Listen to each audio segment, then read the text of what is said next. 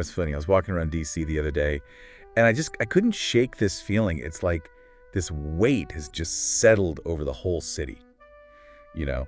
Like everyone's holding their breath. Yeah, I know exactly what you mean.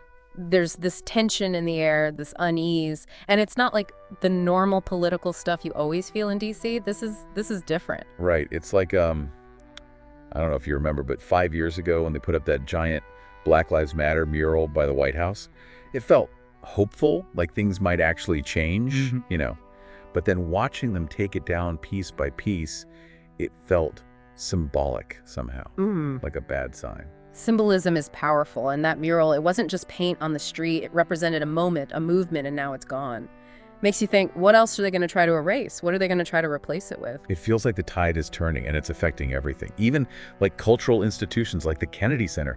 Think back to all those protests when Vice President Vance tried to go to that concert. Oh, yeah. The audience was booing so loud. It was intense. I mean, given what he said about Ukraine in the past, it was pretty understandable.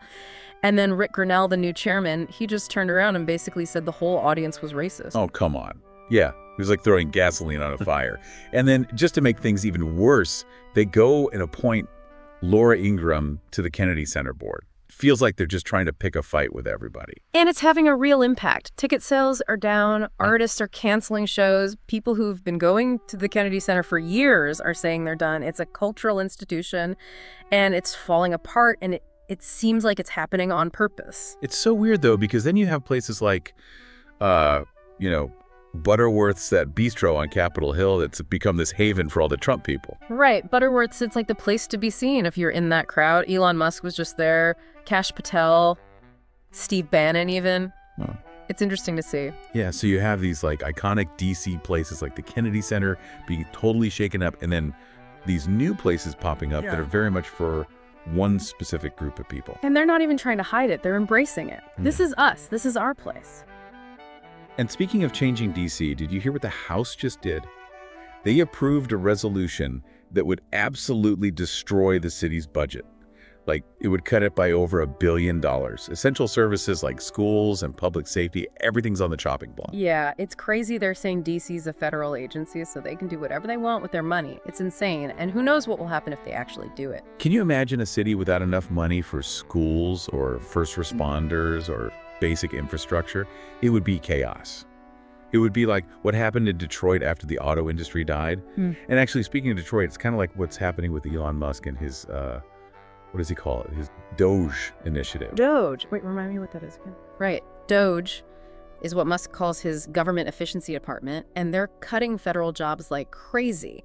And people are starting to worry that it'll be like Detroit all over again with people losing their jobs and everything falling apart. It's unsettling. Yeah, there's this feeling of impending doom hanging over the city. People are worried about their jobs, their homes, their future. You can feel it everywhere. It's not just the cuts themselves, it's the message behind them. It's like they're saying, we don't care about DC, we don't care about the people who live here, we don't care about the city's future. It's an attack on the city and its independence. But wait, didn't the Senate propose giving DC the money back? Isn't that a good sign? They did propose restoring the funding. It's a little bit of hope, but the House might not go for it. It's really up in the air. DC is stuck in the middle of this political fight. This whole thing feels like a bad dream, like we're watching the city fall apart and there's nothing we can do to stop it. And it's not just the government and the budget, the media is changing too. The Washington Post, such a DC institution, well, they're having their own problems. Jeff Bezos owns it now.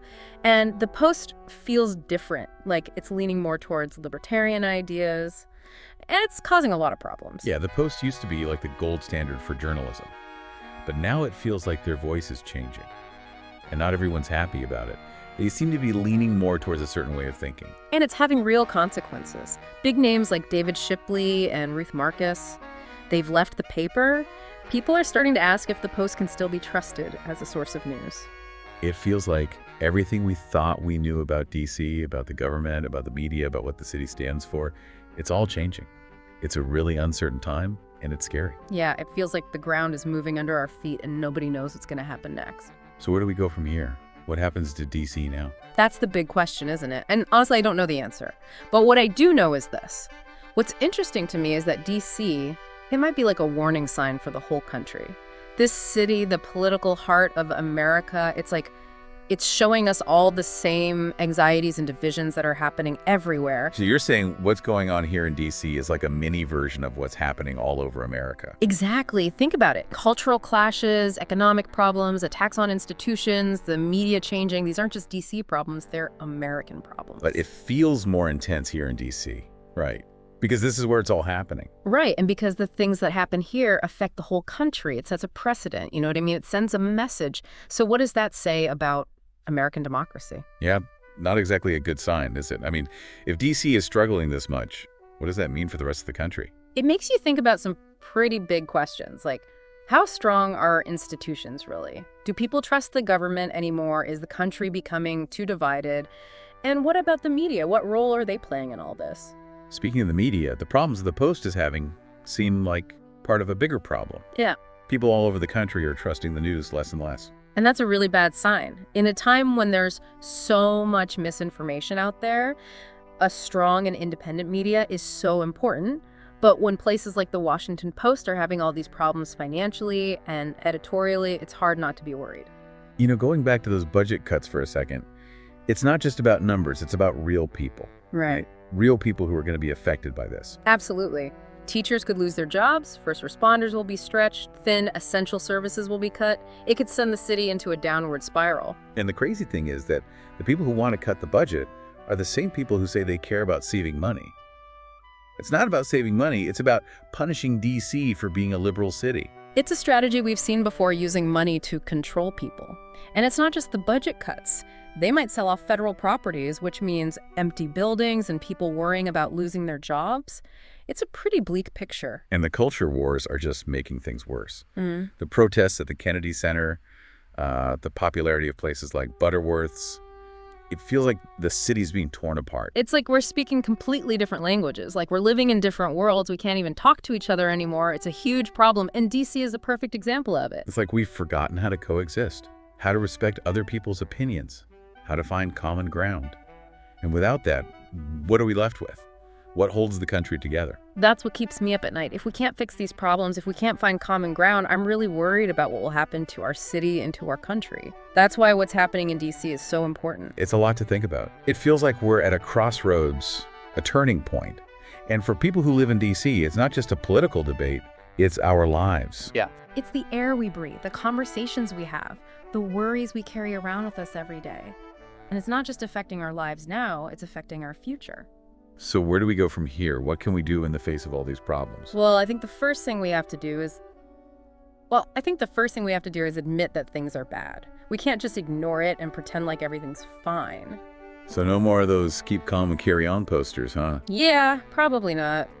This isn't the time to be overly optimistic. We need to be realistic. We need to understand how serious this is, how much is at stake. Okay, so we admit things are bad. Then what? Do we just snap our fingers and make it all go away? I wish. But really, I think the next step is to get involved.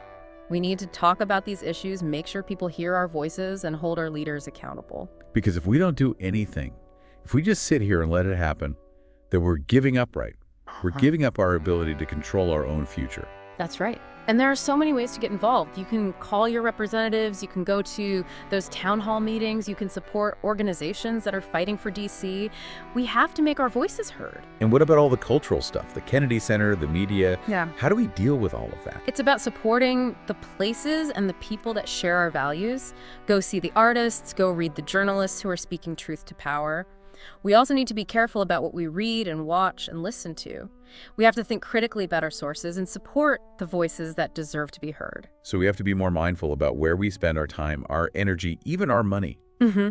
Because every choice we make, every action we take, it all sends a message about what kind of world we want to live in. Exactly. And I know it can feel overwhelming. I know it's tempting to just give up and be cynical, but I still believe there's hope. Hope. Yeah. Where do you see hope in all of this? I see it in people. People are strong, people are resilient, and people want to believe that things can get better. And I see that hope here in DC. I see it in the people who are showing up, who are speaking out, who are fighting for this city.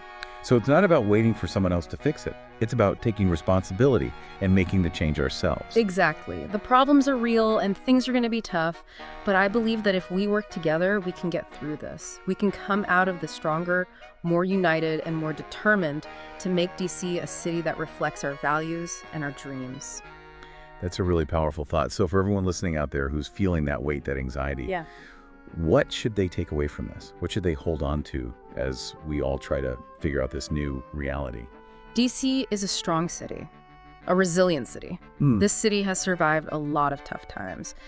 And even though this moment feels different, even though it feels scarier than before, we have to remember that we're not alone. We're a community. And together we can decide what our future looks like. That's a great point. Well, on that note, I think it's time to wrap up this deep dive. But before we go, I want to leave you with this question. Is what's happening in DC just a reflection of what's happening all over America? Or is DC a special case, a warning of what could happen if we let political divisions tear us apart? Something to think about as we see how this all plays out. Thanks for joining us.